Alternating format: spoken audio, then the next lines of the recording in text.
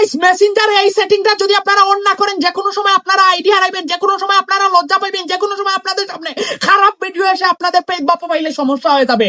আপনারা মেসেঞ্জারে চলে যাইয়েন, এই মেনুতে চাপ দিয়েন, একদম নিচে মেনুতে চাপ দেওয়ার পর এখানে দেখেন সেটিং এর উপর চাপ দিয়েন। আপনাদের মেসেঞ্জারে সেটিং এর উপর চাপ দেওয়ার পর একটু নিচে স্ক্রল ডাউন করিয়েন, একটু নিচে স্ক্রল ডাউন করিয়েন। এখানে দেখেন প্রাইভেসি এন্ড সেফটি, এটার উপরে চাপ দিয়েন। এখানে দেখেন প্রোটেকশন, NUD, আমি আর এটা বানান করতেছি না, ওকে। এটার উপরে আপনারা চাপ দিয়েন। আপনাদের সবার এক কোণে চেক করেন এই অপশনটা অফ আছে।